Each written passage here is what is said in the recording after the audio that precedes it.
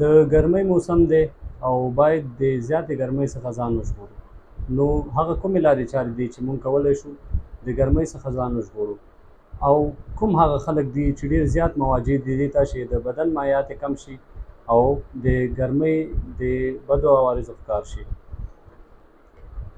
د ګرمې هوا تاثیر د ځوانانو په پرتله په ماشومانو او په ښځینه‌و کې ډېر زیات وي، ځکه چې د ښځینه او د ماشومانو د بدن چې کوم جوړښت وي په دې کې د اوبو سویه لږه کمه وي او د شحم یا د فیټس سویه پکې لږه زیاته وي.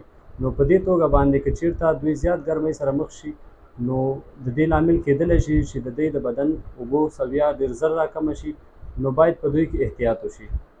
په هغه خلکو کې چې ډېر زیات تمرین کوي او یا هم سخت کار کوي نو په هغوی کې ممکن ډېره ګرمي د هیټ کرمپس رامنځته کېدو لامل وګرځي. هیټ کرمپس څه شی دي؟ دا زموږ سره د بدن یو شدیده درد دی د عضلاتو چې د ډېر تیز او یا هم ډېر زیات کار کولو سره رامنځته کېږي.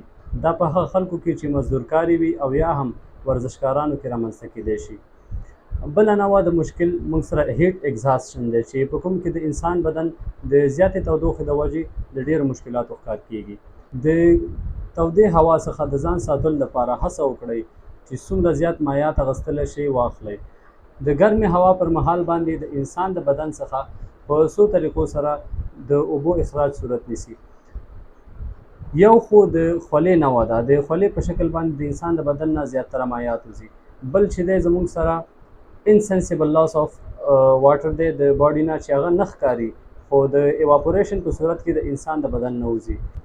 او یوه بله لاره د انسان د بدن څخه د اوبو د اخراج هغه د تنفس لاره ده چې که چیرې یو څوک ډېر سخت کار وکړي، منډه ووهي یا هم ورزش وکړي نو په دې توګه باندې ډېر تیز تنفس کوي، نو لکه څنګه چې د دې سره سویټینګ یا هم خوله زیاتېږي نو د انسان تنفسي چې کوم سپیډ دی دا هم زیات شي او د دې سره چې دی ډېر زیات مایعات د انسان د بدن څخه اخراج شي.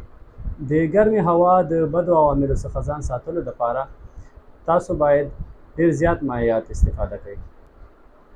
د زیاتې توندې ګرمۍ په وخت کې باید د بهر وتلو څخه ډډه وکړئ، لکه د 11 بجو څخه 3 بجو ترمنځ.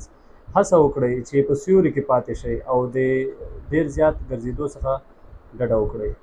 که چیرې تاسو بیا هم مجبور یاست چې د باندې وځئ نو هڅه وکړئ چې خپل سر مو او بدن مو په داسې کالیو پټ کړئ چې ستاسو بدن د لمر سره ډېر کم په تماس کې راشي.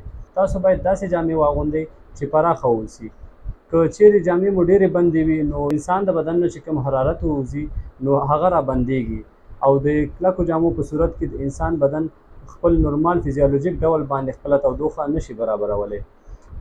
تاسو باید نرۍ جامې واغوندئ، ځکه چې که نرۍ جامې وي نو ستاسو د بدن نه به حرارت په صحیح توګه باندې اخراجېږي او د انسان د بدن چې کوم اپټیمل ټمپریچر دی دا به چې دی برقراره وساتل شي.